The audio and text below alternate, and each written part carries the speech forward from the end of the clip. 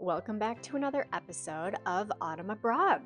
Hi, I'm Autumn. My family and I moved to the UK from the US about 2 months ago. On today's episode, we're going to be exploring Christmas in London. For Christmas this year, we hosted some friends that live in Switzerland. They actually moved from the US to Switzerland about a decade ago, so they're finally eligible for citizenship. Congrats. Having friends in town that have lived in Europe for so long, it was so great talking to them and using them as a resource. Hearing the struggles that they've been through, their moving day. They also have a dog that they flew overseas. They also decided to have children overseas. I really enjoyed picking their brain about parenting in general and having a family in Europe. We were able to do some family friendly Christmas activities. Our friends were in town the entire week of Christmas, and so our agenda was stacked. We visited the Battersea Power Station. This station is so cool. London transformed an old power station that, at its peak, used to supply London with 1/5 of its entire electricity. London turned this old power station into a mall. There are restaurants, there's tons of shopping, there's a cinema. During Christmas time, they have a little Christmas market outside.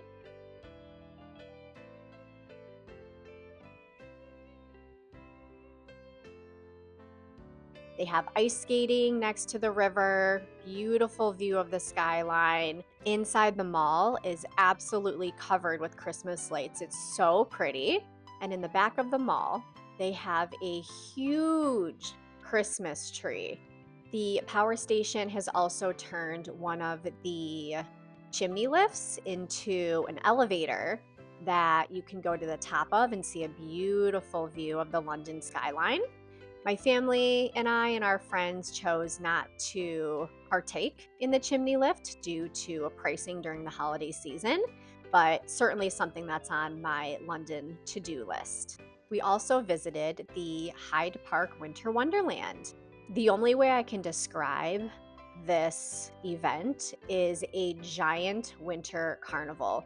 This place is massive. We did not have time to walk through the entire carnival because it's so big. It just kept going and going and going. They have carnival rides and they have thrill rides. They have Santa's Grotto where you can meet Santa.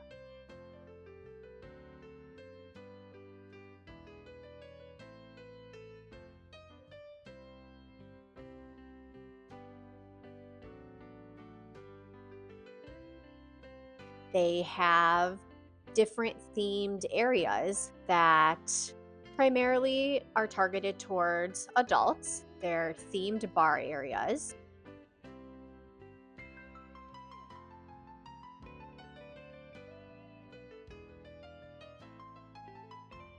They have a Christmas market with different types of vendors. They have ice skating. They have shows in a circus tent you can see. They have roller coasters.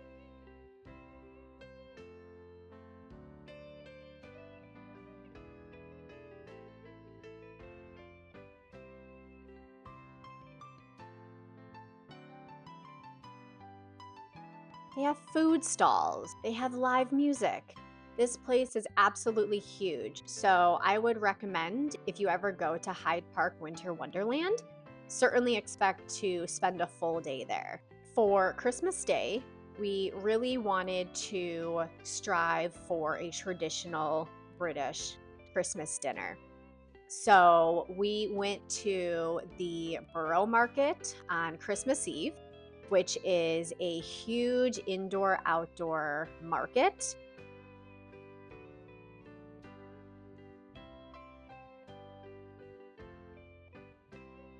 And at this market, you can get so many types of food. You can get cheeses and olives and meats and seafood and pastries and chocolate.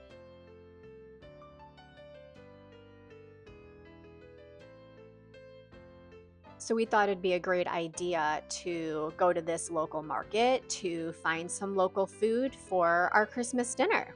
We ended up finding quite a lot of ingredients at the Borough Market, which was great. And then anything that we were not able to find there, we just went to the local grocery store. When my daughter met Santa at the Hyde Park Winter Wonderland, she told him she wanted candy for Christmas. So, Christmas morning, we gave my daughter a chocolate orange. Apparently, the Brits are absolutely obsessed with chocolate orange flavor. And this little ball of chocolate looks like an orange, and you can actually peel it into little tiny orange slices, but it's made of chocolate. And so we bought my daughter one of those for Christmas. Our friends came over from their Airbnb and we watched Christmas shows and Christmas movies, and we all pitched in to help with Christmas dinner. One of our friends made us a butter braid for breakfast that day, which is basically a flaky pastry with jam and cream cheese inside and then some icing on top. Absolutely delicious. So what was on the Christmas menu? Let's take a look. We had Yorkshire pudding. I'd like to stop for a second and talk about this Yorkshire pudding. In England, the term pudding essentially means dessert or cake, which is extremely confusing because a Yorkshire pudding is neither.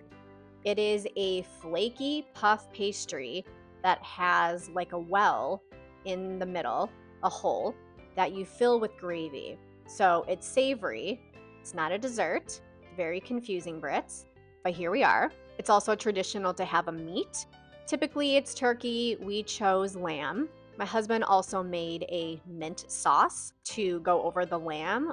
Root vegetables are also pretty traditional. So we had some carrots, we had some potatoes. We did add some stuffing on the side, which is not traditional, but it was our menu. For dessert, we had mincemeat pies, which are basically small little pastry pies that have some sugar on top, and then they're filled with raisins and other dried fruit. For dessert, we also had a Christmas log or a Swiss roll, which is tradition. It is a chocolate cake with cream filling rolled into a log, and it basically tastes like a big giant ho-ho. The most exciting part of Christmas Day for me were definitely the Christmas crackers. Now, these are not crackers like food you would eat. They are like little firecrackers. They are wrapped in wrapping paper. They're twisted on the ends to look like a firecracker. And inside are little paper crowns that everybody wears for dinner, along with jokes and games and little toys. The traditional way to open the Christmas crackers are everybody sits in a circle and you cross your arms over each other and you grab the end of your neighbor's firecracker, and then you're hanging on to the end of one of your Christmas crackers, and then your neighbor has the other end. So your arms are kind of in like an X shape, and then all at once everybody pulls together, pulls inward, so all of the Christmas crackers pop at once.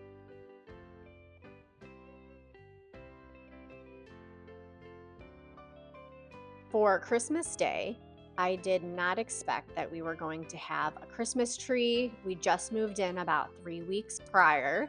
I did not think we were having ornaments. I did not think we were doing presents. My expectations of what Christmas would look like this year were extremely low. I thought it was just going to feel like a regular day, but our friends made it really special. They ended up buying us a really small Christmas tree, but it was real. They ended up buying us some ornaments as well to put on the Christmas tree, and they brought a few presents with them to help make the day feel a little more special. So, super, super thoughtful that they took those into consideration, that they wanted to make our first Christmas away from home a little more special. And thank you. It was absolutely wonderful having you guys in town, and you made it so, so special. After Christmas, we had a few more days with our friends in town, so we visited Buckingham Palace. It's not a Christmas activity, but it's something that everybody should do if they're in town. We also visited Harrods, the luxury department store. This store is an absolute maze. It is massive. There is no rhyme or reason to the layout, and it's super, super, super expensive. When I say super expensive, I mean in the children's clothing section of the store, they have Versace baby clothes, they have Gucci baby clothes, they have Burberry. This is not a place that you shop if you're looking to pick up some, say, Carter's PJs. That aside, we'd never been before, so of course we wanted to check it out. The toy department of Harrods during Christmas time was like a real life infomercial. There were salespeople in different areas of the toy department showing you demonstrations of how the toys work, trying to get you to buy them. It was a real life infomercial. And then for lunch, we went to a little cafe slash restaurant nearby that was completely decorated for Christmas. Having friends in town for Christmas, it was absolutely exhausting, but it was also so much fun. We were able to act like tourists a little bit, explore the city, but it was also exhausting because we were out all day, almost every day.